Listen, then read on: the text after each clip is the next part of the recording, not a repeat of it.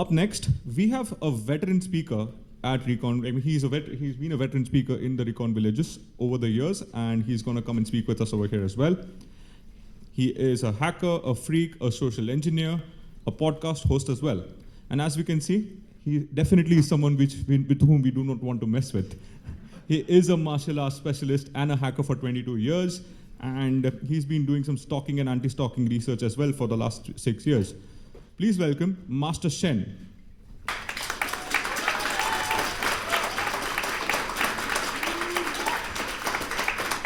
Hello, everybody. First, I want to say thank you to the Recon Village. You guys have been entertaining me for the last quite a few years. I've been doing this for stalking and anti-stalking, URL shortening for quite some time now. So no matter how experienced I get with this stuff, it's always really cool to see everybody fill the room and want to talk afterwards. It's really awesome. So today we're talking about being the disinformation campaign. And if you're wondering about the whole get up, it's because I had the afro because I figured what I'd be wearing you wouldn't see me. So the afro's there, just so you guys can see me. Okay. So I am the Disinformation campaign. My name is Master Chen, and I am Chenbox. That's CHENB0X on all social media. Okay, so a little bit more about who I am. I know that there was this awesome introduction. I want to just give a little bit more context to that. I have a BA in psychology from the University of Nevada, Las Vegas, here in Las Vegas. I've been going to DEF CON since DEF CON 12, and I've been a hacker for just as long as I've been a martial artist. I started both interests when I was about 10 years old. There's your hint to my age. I'm getting older now, right? So it's been about 19 years. So yeah, and that brings me to the middle section, which is the Linux penguin with the Shaolin, like a monk on the centerpiece there. So that's who I am. But I want to know who you guys are, and this is the only part of information gathering that I'll be doing today. I promise. So first time DEF CONers? Okay, oh, wow, that's actually quite a bit. Cool, well, welcome. Love to see you guys here, that's awesome. Okay, do we have any victims of cyber stalking or anti-stalking? Okay, there we go. Yes, absolutely, because of course you guys know this is what I've been talking about recently. Do we have any OSINT noobs? Like this is your first time in Recon Village, the first time even getting introduced to this type of work. Okay, couple out there. All right, do we have any OSINT pros? Like people who just do this all the time? I figured more people would be handed there. Okay, more people have their hands up. All right, now here's my favorite part of the presentation. Disclaimers here, okay? I want to put this out there before I start talking about the shit that I talk about, okay? So first one is anus. I am not a lawyer. I am not a stalker, okay? Anus. And I can't believe I have to put this up here, but I have to put this up here. I am not your moral compass, okay? You guys are not at an information security conference. You're at a hacker conference. So we're going to be talking about shit that is sometimes professional, maybe not all the time. I am not your moral compass. Use your judgment, and mileage may vary, okay? So what I mean by that is I'm going to be talking about certain things. It may work for you, it may not work for you. Try it out, be a hacker. All right, so why this talk? Well, open source intelligence, it gives the advantage to the seeker. I know that a lot of talks that we've been having today is about like bug bounty and recon on like AppSec or the network or more technical things. But another thing about Recon Village is that there's OSINT on, of course, people, human targets, et cetera, et cetera. So OSINT gives the advantage to the seeker, the person who's looking for, of course, their target, okay? And for me, in my eyes, disinformation it's like an equalizer to the person who's trying to hide. Again, I asked how many people were victims of cyber stalking. Not everybody wants to be found, okay? So I'm hoping that this kind of we drop a little caltrops on the floor so that people get their foot stuck in these red herrings that we have. And the funny thing about, well, not the funny thing, I don't think any of that part's funny, but cyber stalking victims, they have this choice of like either I participate in social media or I don't. And it's like a binary choice. It's like one or the other. And so the reason I want to do this talk is because you can be online and maybe it's not going to be so horrible with whatever you're dealing with. At least that's what I hope. And the last part here is, I think, as we grew up, remember, I've been here since like DEF CON 12, but as we grew up, I think even hackers, even a lot of hackers and OSINT noobs alike, people who are here for the first time, we forgot that it's okay. It's okay to lie on the internet. But for some reason, we've turned the internet into this source of truth. And I don't think it necessarily needs to be that way. I hope I have some agreement here. All right, a big thing here, misinformation versus disinformation. I didn't even know that there was a misinformation village here this year, so whoops. But that's okay, because I love the Recon village anyway, so I'm here. Now, misinformation is the unintentional spreading of false information. Unintentional, accidental, made up statistics just off the top of your head. 60% of people think whatever, da-da-da-da, right? Okay. Disinformation, however, is intentional. It's organized. It's absolutely the reason you're doing things, right? So I just wanted to clear that up. There's a difference here. So if anybody out here is writing a news article, please use the proper terminology. Can we say that? All right, so how this whole thing started. I was hanging out at a cafe among friends, and the conversation came up that, nobody can guess my middle name. I said, what's my middle name? And so they kept guessing. I put $1 on the table. They kept guessing. I have that $1 still, or at least I had that $1 by the end of the night. So they didn't actually guess my middle name. And that's because maybe I don't have one. But it taught me the first thing that really kind of started me thinking, thinking on this path, which is that disinformation can start with just how you present the information or the subject matter. So it doesn't necessarily need to be very explicit or very open or very direct to the point. You just suggest things, and people start to fill in their own gaps. They start to think, okay, well, right? Brings me to my second point, okay? When I was 17, I went for my driver's license. I had already passed the driver's test. I was ready to take my picture. Didn't look nearly as cool now. So I'm ready to sign the paperwork, and the person at the DMV counter says, "I'm sorry, we can't give you your license because you have a record. You have a record in New York."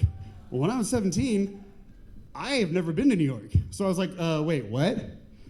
So she's like, well, what's your first name? Master. What's your last name? Chen. What's your social security number? 1, 2, 3, 4, 5. Oh, that's not you. Oh, it's not. Okay, a 17-year-old with a record. I'm a nerd. I'm very, very, very, white bread, very clean. So that brings me to my second point, is that even though information can be gathered or stored automatically or, it needs to be confirmed manually by human eyes, usually, for the most part, for anybody who's really trying to look for subjects, targets. So that's the second thing that I realized, and that's what got me started here.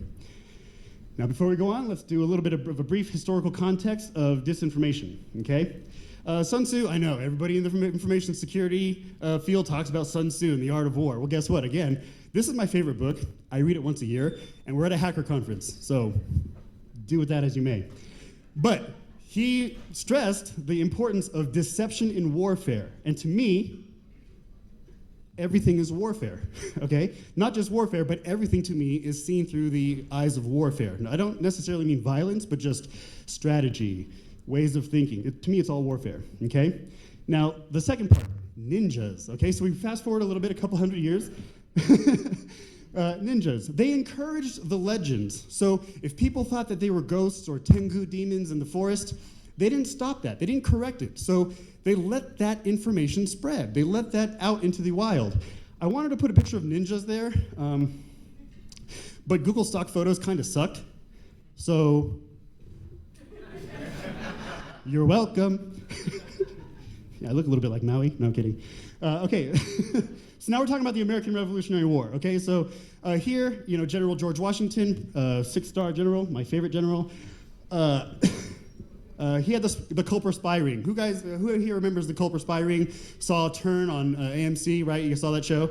What he would do is he would buy swaths of material, military aid material, and just kind of place it in places, just to fuck with the British.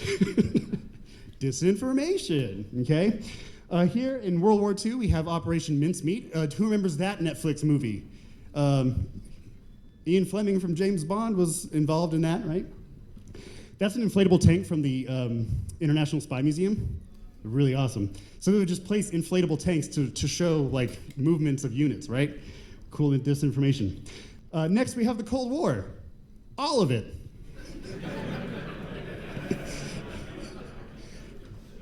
That one hit hard, cool. And then we fast forward to social media. Now the cool thing about today, the present day, is that you don't have to be a huge organization to really work with disinformation campaigns. You have social media, you have a phone in your pocket, you can start to spread these rumors about yourself or whoever, right? So, social media, power to the people, or whatever you want to call it. All right, so I actually did some research, so not all of this is bullshit. These are disinformation tactics according to CISA, the Cybersecurity and Infrastructure Security Agency. So these aren't my words, these are their words, okay? The ones that are highlighted are gonna be what we concentrate on today. Well, let's go through these. The first one, hold on. Yes, cultivate fake profiles and personas. Sock puppets, aliases. Okay, real quick question. How many people actually still use their handle? That's my point, right? All right, anyway, next point. So there's AI and deepfakes and stuff. Everybody's talking about AI this year. We don't have to because it's all out there, and we won't be focusing on that today, but it's out there. It's one of the 8 points here. We have devise or amplify conspiracy theories. Hold on. Sorry, my screen is low to conserve battery. So let me fix that really quick. Okay, where was I? I was on third, right? Okay, cool. All right, fourth one is astroturfing and flooding the information environment. Example. Fifth one is abuse alternative platforms. Sixth one is exploit information gaps. That's a good one. Seventh one, and we'll get into that one. There's an example of that. That's why it's in red. And the seventh one is manipulate unsuspecting actors, useful idiots. Unfortunately, it could be friends and family. You might need their help, but they won't know that you're helping them or that they're helping you. And the last one is spread targeted content. So if you know that the person who's trying to target you is looking for specific things about you, push that out there. But of course, it's going to be fake because it's okay to lie on the internet. Okay, so we're going to be talking about like disinformation by profile example or profile aspects about yourself or aspects about maybe the person that you're trying to protect, okay? So the first one is physical appearance, okay? I know everybody likes to post selfies or whatever, maybe not me so much, we'll see. Next one is location and events. So where is this person or where are you pretending to be, okay? These are aspects of what you're trying to fuck with. Professional or social status, okay? Everybody wants to tout how awesome they are online. Maybe me not so much. All right, next one is romantic and interpersonal relationships. This is a good one because if you're being stalked, a lot of times it's probably because there's like a romantic interest or at least that's what I've come across when I'm helping people. Okay, new tattoo, but who it is? Well, does anybody recognize this logo? Vegas Golden Knights, right? They just won the Stanley Cup. I did say that I was a BA in psychology from UNLV, University of Nevada, Las Vegas. I mean, that does look like my skin tone. I think it could be me, but I'm not going to say shit. I'm just going to post it up and let other people fill in the blanks.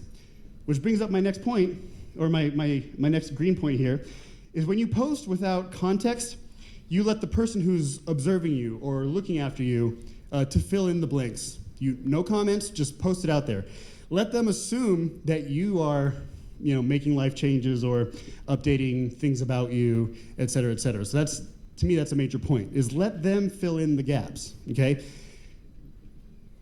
Next one. Now, I don't know who Rebecca Black is, but I can't wait for this event. Now, realistically, because if you really know me, like, oh, maybe I would be interested in the RSA conference or going to Black Hat or something like that. So I would put something a little bit more realistic, maybe leaning towards something, but I'm not gonna go, right? The point being, you post something, you can't wait for this event. Did I say anything about attending? No. And so again, we're letting the seeker fill in these gaps, fill in these assumptions. Let them think that they know what we're about to do, or what we're going to be doing, okay? CISA points 3, 4, and 6. So we are devising and amplifying conspiracy theories about where we are or what we're about doing, right? We're astroturfing the information environment. So we're putting stuff out there that just starts to seed their own assumptions. We're starting to let them fill in the gaps, let them fill in what they're doing or what they think that we're doing.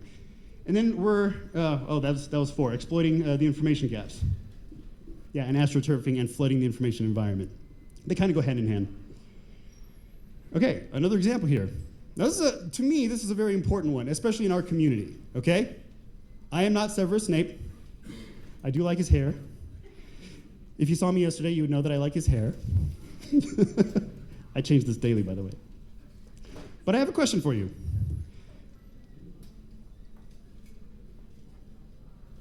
And it's blocked. Are you currently employed? Yes? Okay. Are you currently looking for employment? No? Okay. Does your current employer want you to have an online presence professionally on LinkedIn? No? Okay. Well then, LinkedIn is a disinformation tool. But we often use it as God, it is not just our resume for professionalism, but our life. Sometimes. I worked here, I worked there, between these dates. Okay. Nobody's asking for that information. You're volunteering it if you're not looking for employment. You're volunteering that information. And you know what you can do on the internet? You can change things. So if you're looking for employment, yeah, clean it up. If you're not looking for employment, use it. Use it as a tool. Use it as a part of your disinformation campaign. Fuck with things. Again, CISA. Okay, so here we have cultivate fake personas, or at least half-truths, things that can be a little blurry, things that can change, things that are what?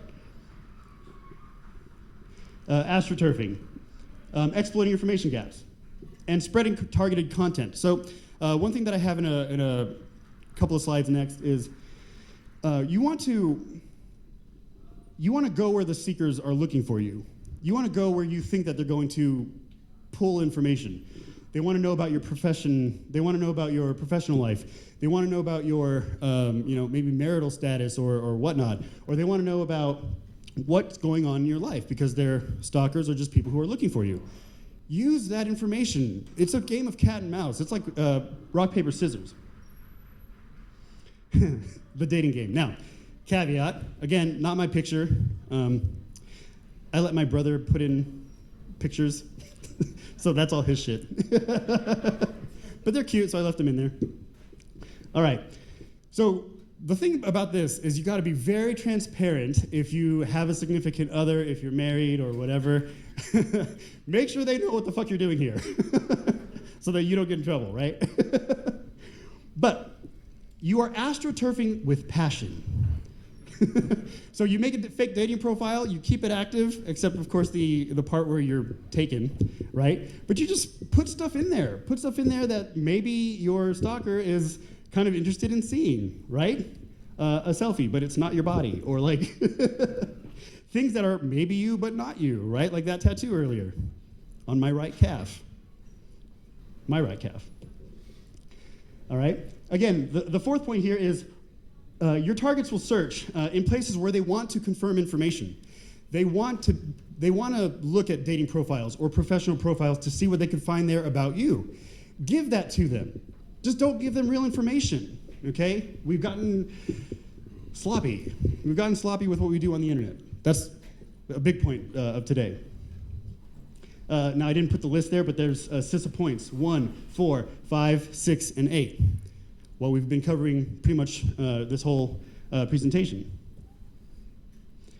Now, where do we start with building disinformation campaigns? Well, one thing I've realized when coming to these conferences is that everybody likes putting things in frameworks, right?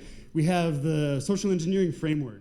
We have the OSINT framework, which is what you see here. We have frameworks that we put everything around or in, right?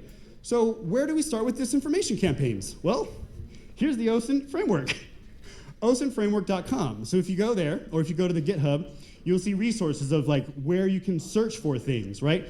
Public records, business licenses, dating, phone number lookup, address lookup. Use this as a guide to filtering in and pushing in fake information, bad information, disinformation. Is it misinformation? Only if it's an accident. Now, key points to successful campaigns. Now, this is just what I've found to be successful. Anybody here in the audience might have other ideas, right? And I am more than willing to discuss with you. But the first one, fact and fiction, of course, needs to be blurry. There's going to be elements of fact and fiction. Some of this is true, maybe. Some of this is false. But we can't really confirm which is which. And that's the point. We don't want to be completely outlandishly false, because that's just ridiculous, and they would pick up on that. We don't want to be completely truthful because, well, that's not the goal, okay? So you got to blur the lines. You got to make it gray and blurry. Next one, plausible but not outlandish. It needs to lean in the direction that you want your seeker to kind of go towards. You want to guide them in a certain direction, but you don't want it to be so off the side that it's ridiculous and unbelievable. So for instance, Rebecca Black, again, not my picture, I would have put something up there like the RSA conference or something that I would realistically attend, but I'm not actually going to attend. Okay, so again, make it plausible, not outlandish. And the next one, meet your pursuers where they look. So something that I've touched upon here earlier is, if we know that they're interested in our location, fuck with location data. If we know that they're interested in our marital or interpersonal relationships, inject information there. Go where the seekers are looking. Purposely go there. And the last one, we're going to keep it, or I think this is the last one, we're going to keep it subtle, simple, with mixed effect, okay? Make it mixed, make it blurry. And the big one here today, too, also is leave things open to interpretation. We put the tattoo out there. Is it ours? We don't know, no comment, right? Fuck it, you figure it out.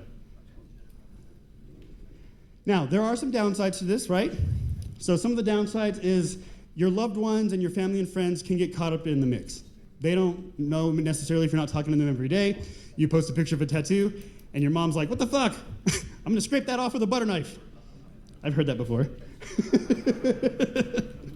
So it leaves everybody open to interpretation, not just your target, okay? So some of the people who are innocent bystanders will assume things, and they would probably ping you on the side or ask, yo, whoa, what's up with the new thing? Or what's up with these life changes? So there could be a little bit of blurriness there, but that's kind of the point, though.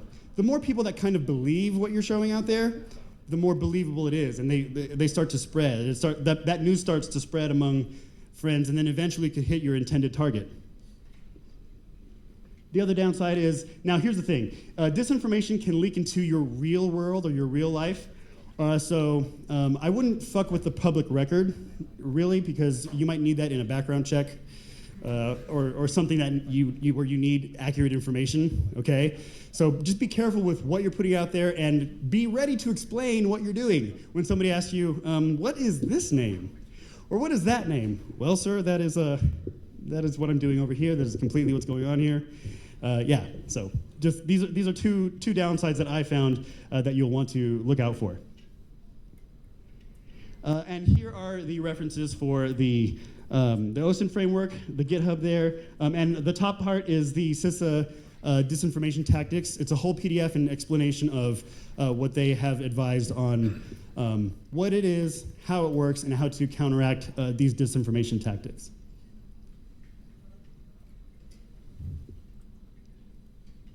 And I took this whole time not having a sip of that drink. Oh well. My friends in the audience know this is rare for me. But, okay, so I will be answering questions next door. And also, I usually go down to the center bar and throw 2 or 3 back with everybody who wants to come and hang out, okay?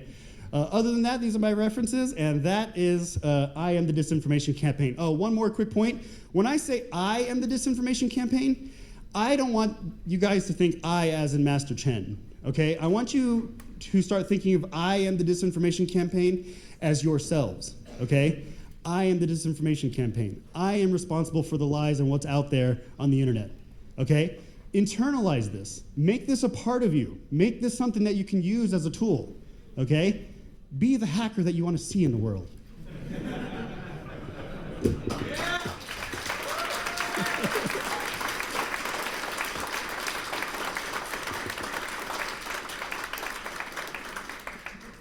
Thank you very much, and thank you, Recon Village, guys.